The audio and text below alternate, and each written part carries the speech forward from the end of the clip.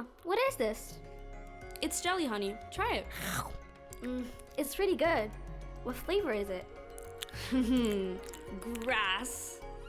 What do you mean grass? This is Chatting and Chewing with your host, Madison. Hey, I'm Madison, and this is Chatting and Chewing, the podcast all about Asian food. This episode will specifically focus on Asian snacks, in particular university students' opinions and experiences with them. Join me and my friends on a delicious journey where we try durian biscuit sticks, explore what it means to grow up as an Asian person in the greater Toronto area, and learn how to make my favorite instant noodles. First, I wanted to know what a sample of the student body at Toronto Metropolitan University thinks of Asian snacks. Have you tried Asian snacks before? No, I have not. Some, but not a lot. I mean, I've had a few because they're incredible. I've tried a handful. Yes, I've tried a lot of Asian snacks because I did grow up in the Philippines. The only thing they sell there is Asian snacks. Like, I go to H Mart a lot, so I just grab any snacks that look very delicious. I'm Pakistani myself, so I've had South Asian snacks before. Do you have a favorite out of the ones you've tried? Oh my gosh, probably the little Hello Kitty cookies that come with the dip. I like the Hello Panda ones a lot. Probably Pocky. Yeah, I really like Pocky sticks. Today I have snacks that are similar to Pocky, but they're from a brand called Sunny Chef, and they're durian flavored. Do you know what durian is? No, but I heard it's also really smelly fruit. It's a fruit, if I'm not wrong. I've heard of durian before. Isn't it the biggest fruit? It's the smelliest fruit. Oh, it has a smell. Would you like to try them? Yes, I would love to. I get what you mean by stinky, but they're actually pretty good. In my opinion, it smells like a forest. How would you describe the flavor besides the smell? It's not sweet. It has a little milky aftertaste, and it's a little grainy to the feel. It's hard to explain unless you know what a durian tastes like. It's very peculiar. It has this very, very faint taste, so it doesn't really taste like much. It's like mango, but the mango sat outside for too long. It tastes a little bit like mango-ish. Okay. On a scale of 1 to 10, how would you rate it? I'd give them a solid 8. 4. A 6.5. 7. 5. A solid 8. Okay, awesome. Thank you very much for being a part of my podcast. Thank you for the snacks. Next, I interviewed a student from the University of Toronto and one of my dear childhood friends. Today I am chatting with my friend Tiffany T. Hi. If you are comfortable telling the people, what is your ethnicity? Well, I'm fully Chinese, although my grandparents all came from China, but for some reason they all immigrated to some other place. So mom's from Vietnam, dad's from Cambodia. Okay, I'm assuming you've been well-versed with Asian food in your life then. Yeah, I have. I've been asking all the people, but what is your favorite Asian snack? My favorite Asian snack is gonna have to be Pocky or those koala cookies. They play sports on some of them. Yeah. But the filling is just great. I love it. It's just one of those name brand expensive ones, Yeah. Expensive Asian cookies. Yeah. Do you have any childhood stories about Asian food? Well, yeah, you were there for most of them. It was mainly just me being self-conscious because we went to a school with mostly Caucasian people. And whenever I brought food, I have noodles with a really heavy smelling broth, or I have some curry my mom made or something. But then everyone else has mac and cheese or a pizza or some heart-shaped sandwich that someone's mom cut out for them with a note, I was very self-conscious. It smelled different from theirs.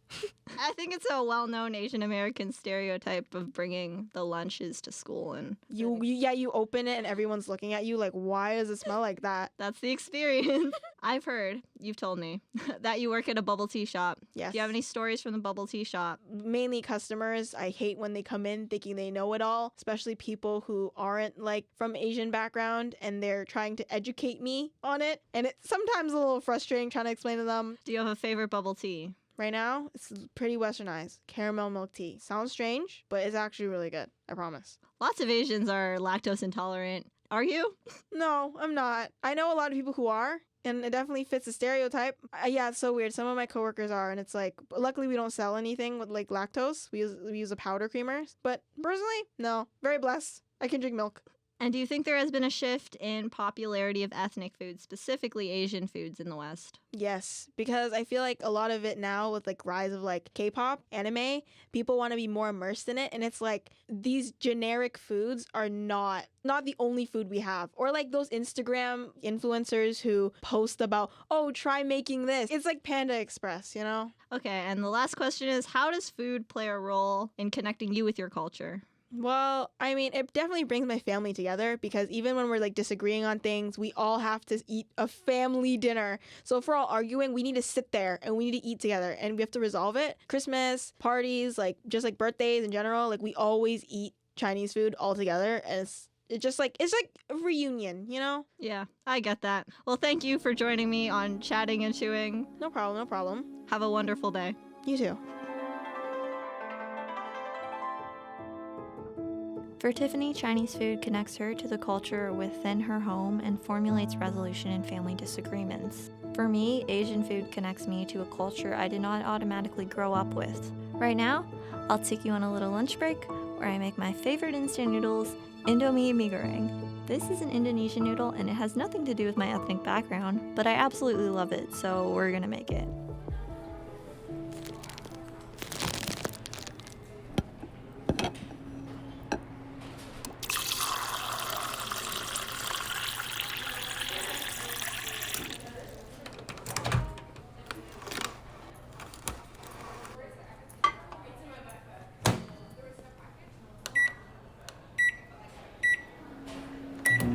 Like Tiffany, my familial origins come from China, but both my parents were born in Canada.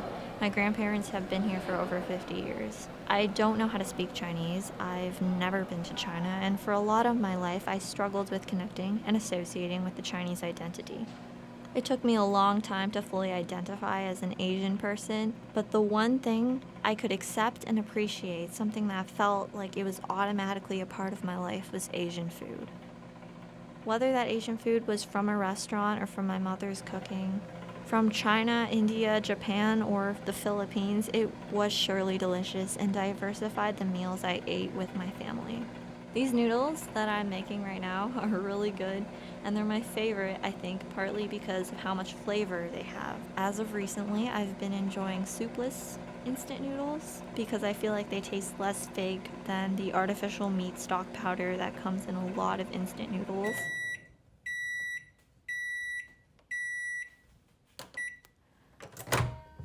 First, we're gonna pour out the water.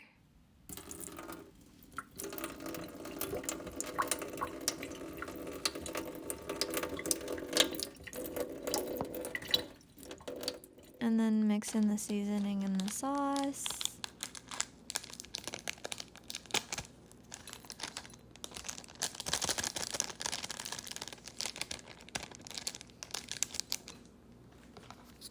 And give all the noodles and the sauce and the seasoning a good little mix.